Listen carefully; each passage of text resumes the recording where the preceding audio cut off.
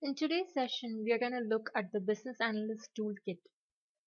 What tools and traits are most valuable when it comes to the work of business analysis? There are these three main categories that we should look at: analytical skills, technical skills, and interpersonal skills. First, let's take a closer look at analytical traits and see how the application of these skills helps in the understanding of the present state, which is the first step in our role as a business analyst. The first query we need to consider is what information is valuable to gather and analyze. Here, we need to know how to separate the wheat from the chaff.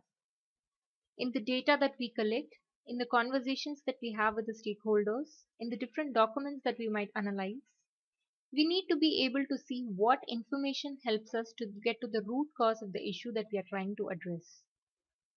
In other words, we need to see what information is kind of unnecessary or not helpful, like which gets in the way or distracts us from the root heart of the matter.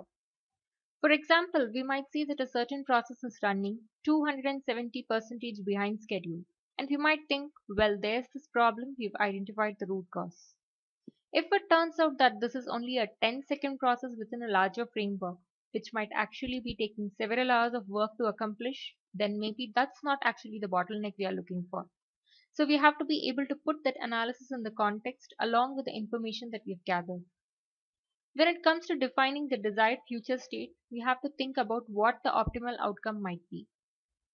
Analytical skills can also be important in determining how we get from the present state to the desired future state. In this area, we need to look at some key information, such as the organization's current competencies. We need to ask few of the following questions.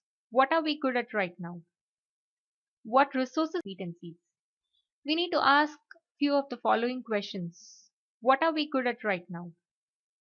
What resources do we have to accomplish? What competencies will be required to move us to the desired future state? What do we need to get good, or what type of talent do we need to acquire? In addition to all of these questions, the most important and the final question that we need to ask is whether the expected benefit will exceed the expected cost that we project. Key tools and skills within the analytical area include the analytical skills like the ability to think creatively, to think critically, to be objective, and to look at things from multiple viewpoints. We need to have knowledge of our business and industry because these tasks will change so much in their particulars, from project to project, topic to topic, and industry to industry. We need to have organizational skills so that we can compile and understand all of the information that we have brought into the fold. If we don't have some sort of way to keep track of the information, it will become very difficult for us to analyze it and leverage it in a way that we can understand. Finally, we can also benefit from project management methodologies.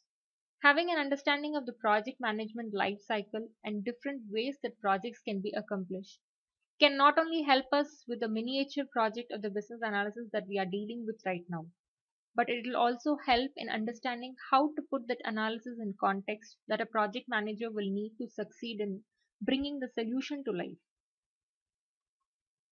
Next, let's take a look at some of the technical skills that are required for effective business analysis. When trying to understand the present state, we have to question what the organization's current technical capabilities might be.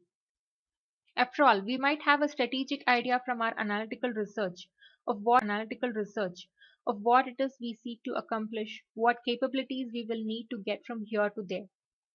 To begin with, we have to understand what we can do right now because that will give us a better idea of what might be possible and what we will need to change in order to get to the desired state.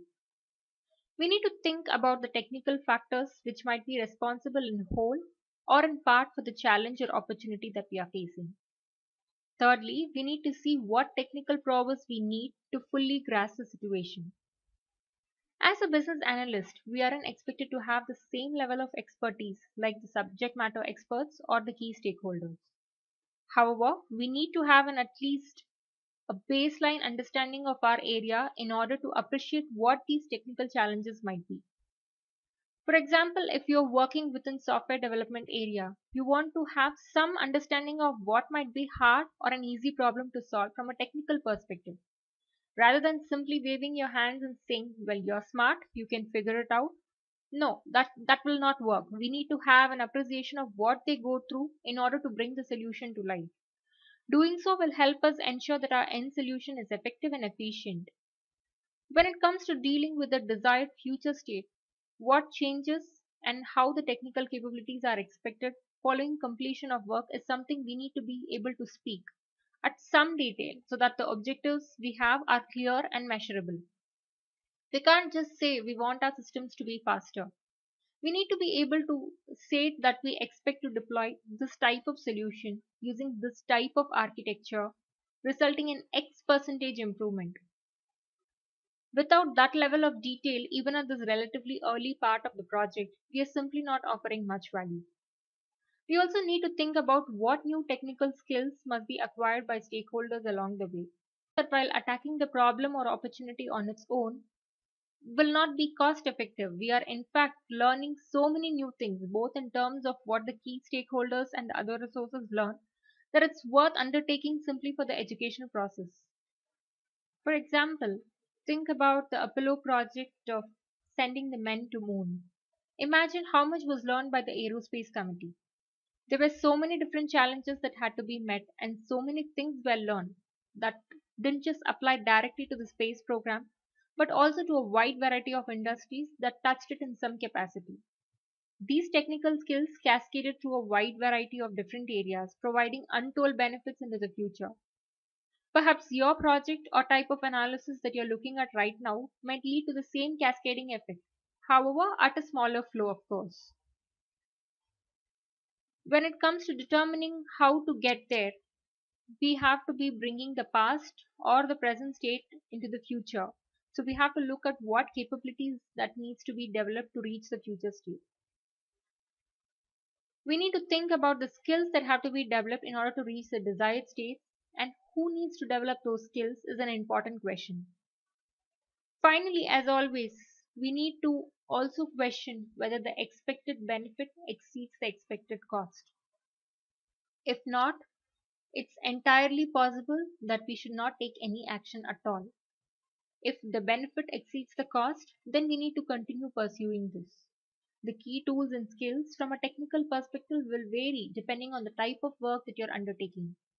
If you are in a software development environment, or a building construction environment, or an aerospace engineering environment, it might be very different in terms of the tools and skills that you need to bring to the table.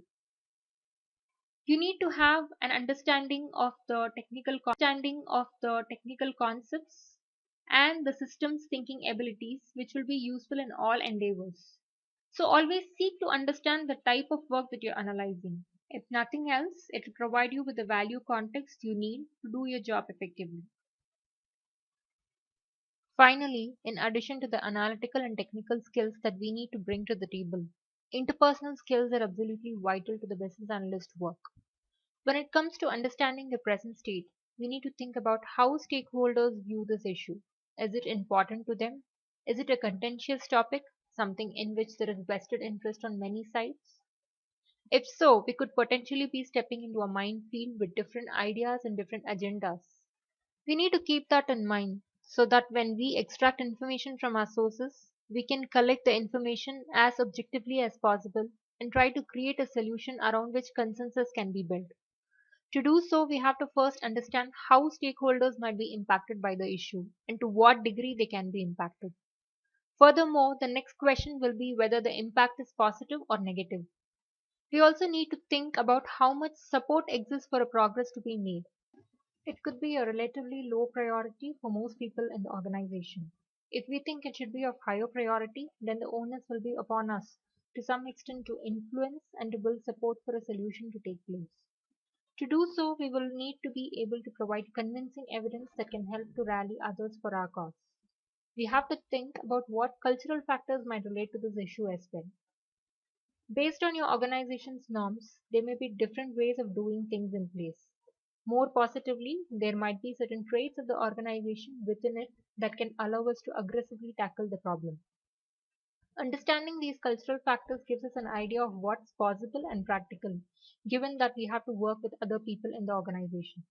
Then about the impact of the political climate within the organization. This needs to be kept in mind when understanding the present state and what might shift or change or what responses might be as we move from here to the future state. In the future, we need to think about what will be different, whether it will be better or worse, and what skills and knowledge will have to be created within the organization.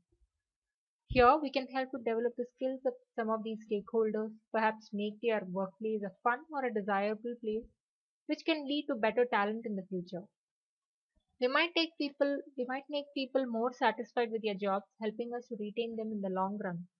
Or we can help to reduce frustrations that lead to higher levels of productivity. All of these can be positive outcomes for the organization and relate directly to the personal context of the problem that we might be analyzing. In determining how to get there, we have a number of questions that we should ask. First, what communication methods are most effective and efficient when dealing with different stakeholders? How can we help to convey our message and extract information from them that can be valuable? Oftentimes, focus groups or different moderated sessions might be used in order to gather more information about the needs. In these cases, there might be arguments, disagreements about what is wrong or what the best path can be. How do we diffuse these and help to ensure that the focus remains on finding a solution? What kind of influence must be used and by whom and on whom? Do we have the authority from a formal sense to require stakeholders to speak with us? In many cases, we might not, which means we need to be persuasive. We need to find ways to make them believe and understand and buy into the value of what it is that we are trying to accomplish. After all, everyone perceives their own time as very valuable. And if you need some of someone else's time, then the onus is on you to convince them that it's worth their time. Finally, what kind of team environments must be managed within business analysis?